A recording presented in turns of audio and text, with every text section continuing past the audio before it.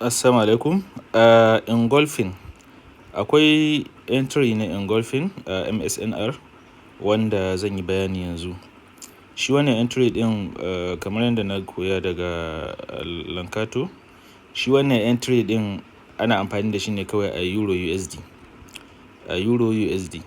So amma kuma yana yi a kowane irin pair ne, crypto ne ko forex ko futures, kowanne yana amfani. Amma dai shi ya ce yana yi ne kawai akan Euro USD. So saboda haka zan yi mana bayanin sa a takaice insha Allah. Shi engulfing kamar yadda muka sani, gashi na ba mu misali.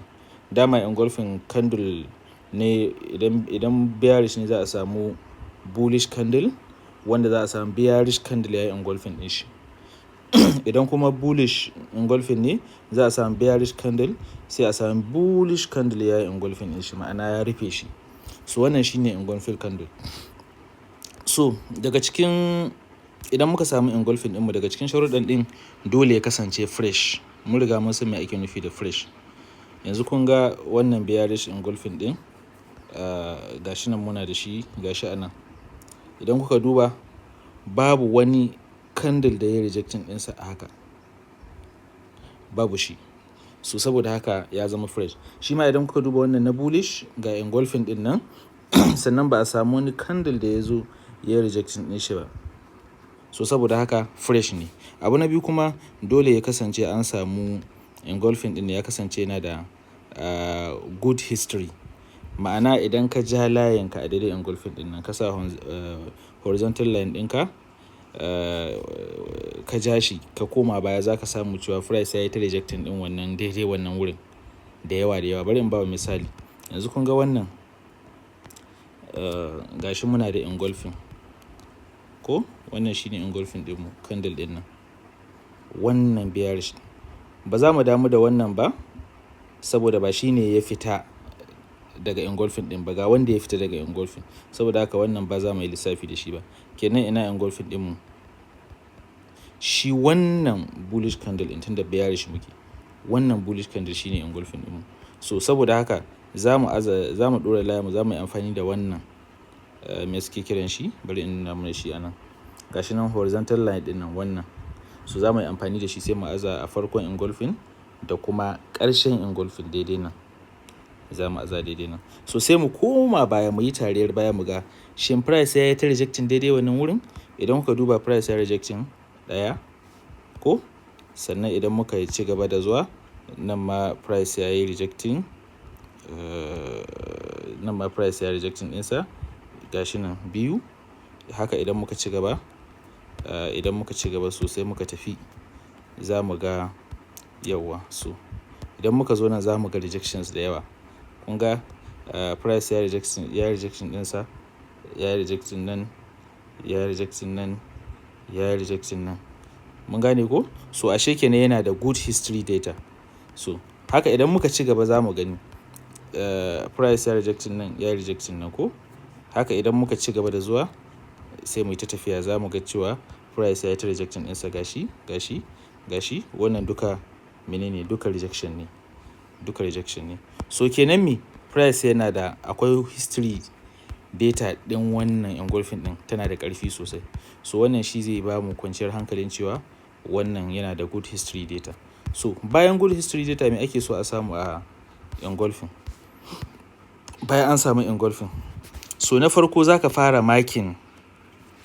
Kana iya amfani da Asian high ko Asian low, ko London high ko London low. Ya zama an samu engulfing saman Asian high ko ƙasan Asian low, ko saman London high ko ƙasan London high. Ko kuma ya zama an samu engulfing akan previous daily high ko a previous daily low. Ko an samu engulfing a old low and old high. Duka waɗannan nau'uka ne na liquidity wanda yana da kyau mu karanta su. So amma nan zan ba mu misali ne kan wato Asian high and low. Da an samu, let's say a ce for example, wannan shine Asian high, wannan kuma shine Asian low ko.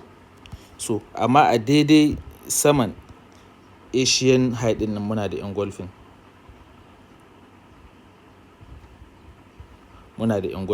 Ko. So wannan engulfing shine za mu yi wato amfani da shi. Yauwa. So bari in ba mu misalin wannan da muka riga muka yi.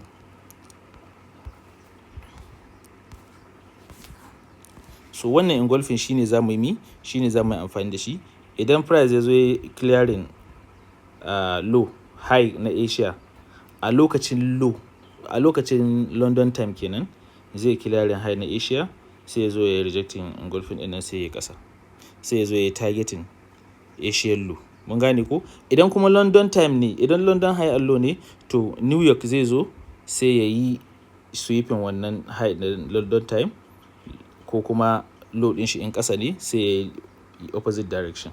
So bari in ba misali abin da nake nufi kai tsaye. Yanzu kun ga wannan na farko, wannan engulfing ɗinmu ne, gashi nan mun samu engulfing, kuma ɗazu tare da ku muka duba yana da good history data ko? Yana da good history data. Sannan sai muka zo muka samu London high gashi. Muka samu London high gashi nan. Immediately after London high mai muke da? Muna da engulfing ɗinmu. Saboda haka kawai za mu yi setting kawai limit order mu ne a daidai engulfing ɗin nan. Kun gani? Me ya faru? Boom. Ina za mu fara targeting? Za mu fara targeting, first target ɗinmu zai zama London low ɗin nan, tunda a nan muka shiga. Second target ɗinmu zai zama previous day low. So wannan shine previous day low ɗinmu, wannan da muka fitar shine previous day low ɗinmu. Saboda haka shine second target ɗinmu. Sannan idan muka cimma wannan target muna iya zuwa old low. Mun san old low da old high ko? Ya zama an samu akalla candle 2, 3, daily candles 2 ko 3 ko 4. Wancan candle na 4 ɗin, ma'ana na shekaran jiya kwana 4 suka wuce, ya creating low, old low. To sai mu yi targeting ɗinsa. Kun ga abin da ya faru kenan a wannan trade ɗin. So bari in ƙara ba mu wani misali wanda right now yanzu muke cikinsa, amma kuma unfortunately abin ga entry ɗinmu ba. Saura kaɗan ya taɓa entry ɗinmu, amma bai taɓa ba, ya ci gaba da tafiya ƙasa. So kun ga idan kuka duba wannan engulfing ne. Na farko gashi muna da bullish candle. Muna da bullish candle, sorry. Ina ta sauri ne saboda lokaci. Muna da bullish candle, sannan is fresh, babu wani price rejection ɗinsa. Sannan kuma idan muka duba yana da history data mai kyau. Yana da history data mai kyau. Bari mu aza wannan daidai nan. Sannan mu aza wannan daidai nan. Yawwa, to bari mu koma can baya mu gani. Yana da history data mai kyau. Kun ga tun nan gashi ɗaya ko? Ɗaya.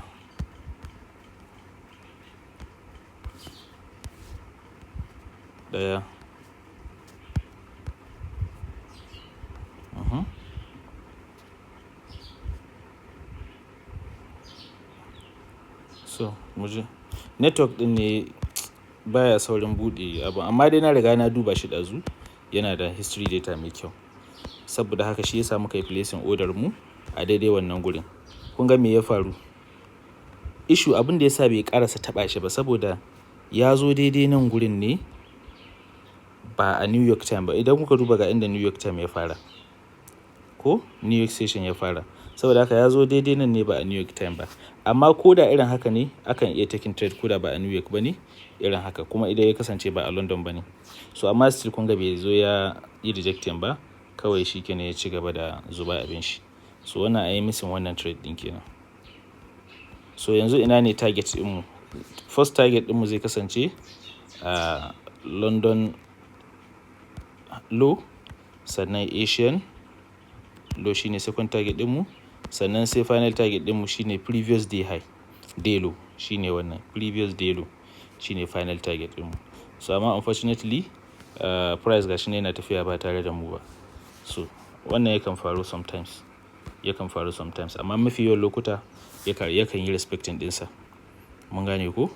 So wannan shine. Zan yi bayanin meye liquidity wannan Asian low, Asian high, London low, London high previous day low and high, old low and high. Su ne liquidities ɗin musu. Saboda haka zan bayanin su a cikin program da nake gabatarwa na Complete Masterclass na MSNR insha Allah. Wassalamu alaikum warahmatullahi.